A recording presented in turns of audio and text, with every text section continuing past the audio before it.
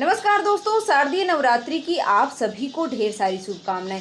दोस्तों, आज की वीडियो में हम छोटे छोटे से ऐसे कार्य हैं जो हमें नवरात्रि के दिनों में अवश्य रूप से ही करने चाहिए, जिससे करने से माता रानी है वो प्रसन्न होती हैं और हमें अपना आशीर्वाद है वो प्रदान करती हैं, जिससे कि हमारे घर में सुख समृद्धि है वो बनी रहती है और माता की कृपा से हमारे घर में धन धान्य सुख समृद्धि और माता की कृपा से हमारे घर में किसी भी चीज़ की कोई भी कमी है वो नहीं रहती है। तो चलिए जानते हैं आज की वीडियो में कि हमें कौन कौन से ऐसे कार्य हैं जो अवश्य रूप से ही करने चाहिए। दोस्तों, हिंदू धर्म में नवरात्रि का विशेष ही महत्व माना जाता है। हर साल आश्विन मास की प्रतिस्पर्धा तिथि से शारदीय नवरात्रि की शुरुआत है वो होती है, जिसका समापन नवमी तिथि पर होता है।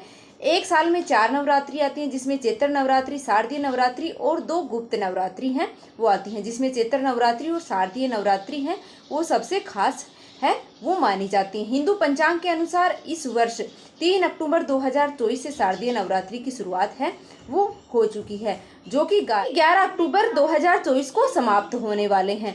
अगले दिन यानी कि 12 अक्टूबर 2024 को दशहरा का पर्व है वो मनाया जाएगा। शारदीय नवरात्रि के 9 दिनों में माँ दुर्गा की पूजा का विधान है वो माना जाता है। इस समय में माँ दुर्गा के 9 अलग अलग स्वरूपों की पूजा आराधना की जाती है, जिसमें शैलपुत्री, ब्रह्मचारिणी, चंद्रघंटा, कुसमुंडा, स्कंद माता, कात्यायनी, कालरात्रि, महागौरी और माता सिद्धिदात्री का नाम है वो शामिल हैं। नवरात्रि की इस अवधि में माता रानी का भव्य तरीके से स्वागत है वो किया जाता है। इस दौरान पूरे 9 दिनों का उपवास रखने का भी विधान है। इसे माता रानी की कृपा है वो सभी पर बरसती है। लेकिन यूँ तो हम माँ अम्बे हैं वो हर पल अपने भक्तों का ख्याल है वो रखती है, लेकिन नवरात्रि के 9 दिनों में माता रानी की विशेष पूजा है वो करनी फलदायी मानी जाती है। नवरात्रि के दौरान माँ दुर्गा की पूजा करने से जल्दी ही लाभ है वो हमें मिलते हैं। इसके कारण यह है कि माँ दुर्गा नवरात्रि के दौरान है वो पृथ्वी पर निवास करती है और अपने भक्तों की मनोकामनाएं हैं वो सुनती है।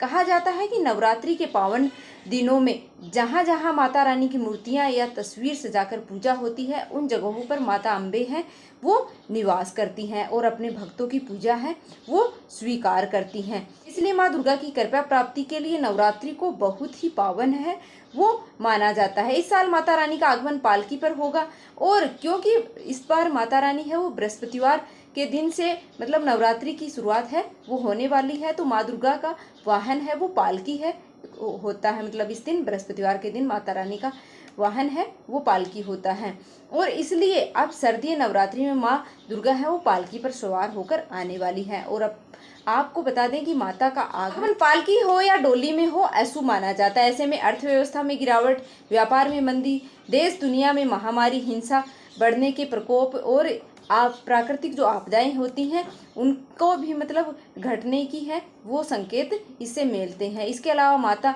के प्रस्थान की सवारी की बात करें तो नवरात्रि में माता रानी के प्रस्थान की सवारी चरणायुध यानी कि मुर्गा की होने वाली है, जिससे शुभ बिल्कुल भी नहीं माना जाता है। माता के इस वाहन को अमंगलकारी माना गया है। ये शोक, संकट और कष्ट है वो देने वाला होता है। तो चलिए जानते हैं नवरात्रि में रोज सुबह उठकर कौन सा उपाय करने से सुख शांति की प्राप्ति होती है और घर में सकारात्मक ऊर्जा का वास है वो होता है। तो नंबर 1 पर है, नवरात्रि में माँ दुर्गा और माँ लक्ष्मी को प्रसन्न करने के लिए नवरात्रि के 9 दिन रोजाना एक गुलाब के साथ माँ दुर्गा को एक लौंग का जोड़ा है वो चढ़ाना चाहिए। नवरात्रि में धन प्राप्ति के लिए, सुख शांति और धन ऐश्वर्य की प्राप्ति के लिए लौंग का यह टोटका है वो बहुत ही असरदार है वो माना जाता है। इस उपाय को करने से आपके घर में बरकत बढ़ती है और मन में सकारात्मक विचार हैं वो आते हैं।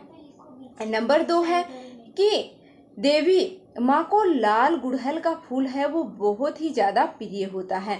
अगर आप नवरात्रि के पूरे 9 दिनों में माँ दुर्गा को लाल गुड़हल के स्वच्छ फूल हैं वो विधि पूर्वक अर्पित करते हैं तो माँ दुर्गा की कृपा से आपकी सभी मनोकामनाएं हैं, जो भी आपकी मनोकामना है वो जल्द ही पूर्ण होती हैं। इसके अलावा नवरात्रि में आप लाल गुड़हल का फूल का पौधा अपने घर में जरूर है वो आपको लगाना चाहिए। ऐसा करने से भी आपके घर में माँ दुर्गा की कृपा है वो हमेशा के लिए बनी रहती है। नंबर 3 है कि हल्दी का प्रयोग है वैसे तो स्वास्थ्य को सुरक्षा प्रदान करने के लिए है, वो किया जाता है। साथ ही हल्दी का प्रयोग पूजा पाठ में भी है, वो किया जाता है। इसलिए प्रिय भक्तजनों, आप नवरात्रि के पूरे 9 दिनों तक हैं वो देवी माँ को हल्दी की 2 गांठ हैं वो जरूर से अर्पित करें। इसके बाद माँ के सामने श्री सुक्तम का पाठ है वो करना चाहिए और देवी माँ से धन समस्या दूर करने की प्रार्थना है वो करनी चाहिए। आपकी जो भी मनोकामना है वह प्रार्थना आपको करनी चाहिए। फिर नवरात्रि के बाद इस हल्दी की गांठों को लाल वस्त्र में लपेट करके अपने धन वाले स्थान पर है वो रख देनी चाहिए। हर नवरात्रि में पुरानी हल्दी को जल में प्रवाहित कर देना चाहिए और नई गांठ है वो आपको रखनी चाहिए। ऐसा करने से माँ दुर्गा की कृपा है वो आपको प्राप्त होती है और आपकी जो भी समस्याएं परेशानी हैं वह जल्द ही माता दुर्गा की कृपा से है वो दूर हो जाती हैं। चौथी बात है कि अगर आपको घर में पैसों से जुड़ी समस्याएं हैं, उनका लगातार ही आपको सामना करना पड़ता है, आपको आर्थिक तंगी का सामना करना पड़ता है, तो नवरात्रि के दिनों में कलश स्थापना करने से पहले नारियल और सूजी का यह उपाय आपको जरूर से करना चाहिए। इसके लिए आपको क्या करना है कि एक सूखा नारियल लें और सूजी घी में भून करके और उस नारियल के अंदर है वो भर दें और फिर कलश स्थापना करने के बाद नारियल को घर के आसपास स्वच्छ जगह है वो मिट्टी में दबा देना चाहिए। कहा जाता है कि चींटियां इन सूजी को खाती हैं तो आपकी आर्थिक समस्या है वो दूर हो जाती है, जो भी दिक्कत है आपको वह दूर हो जाती है और माता रानी का आशीर्वाद है वो आप पर बना रहता है। तो आपको यह नवरात्रि के दिनों में यह उपाय अवश्य करना चाहिए। घी और सूजी को मिक्स करके और आटे में मिक्स कर सकते हैं आप या फिर सूजी में मिक्स करके और जो नारियल होता है उसमें भर करके आपके आसपास जो भी जगह है मिट्टी उसमें आपको दबाना चाहिए जहाँ पर चींटियाँ आती हों। पांचवी बात यह है कि नवरात्रि के दौरान किसी भी दिन अपने घर में तुलसी का पौधा लगाना चाहिए।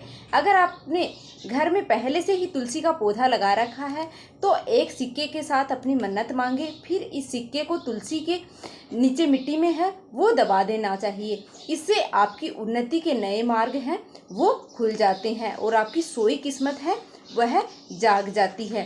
तो नवरात्रि के दिनों में आपको यह उपाय है वो अवश्य ही तुलसी माता के साथ करना चाहिए। छठा उपाय है कि अगर घर में हमेशा तनाव का माहौल बना रहता है तो नवरात्रि के 9 दिन तक लगातार पान के पत्ते पर केसर को रख करके दुर्गा स्रोत का पाठ और दुर्गा नामवली का पाठ करना चाहिए। इससे घर में सकारात्मक ऊर्जा का प्रवाह होने लगेगा और माँ दुर्गा की कृपा से आपके घर का माहौल है वो सात्विक बना रहता है। सातवीं बात है कि राहु केतु के अशुभ प्रभाव से राहत पाने के लिए शारदीय नवरात्रि के 9 दिनों तक शिवलिंग पर लौंग है वो चढ़ानी चाहिए, लौंग का जोड़ा है वो चढ़ाना चाहिए और शिव परिवार का पूजन करना चाहिए। ऐसा करने से छाया ग्रह के जो प्रभाव हैं अशुभ प्रभाव हैं उनसे मुक्ति मिलती है और आपके अटके हुए कार्य है वो बनने लगते हैं और आपको माँ दुर्गा के साथ साथ भगवान शिव जी का आशीर्वाद भी है वो प्राप्त होता है।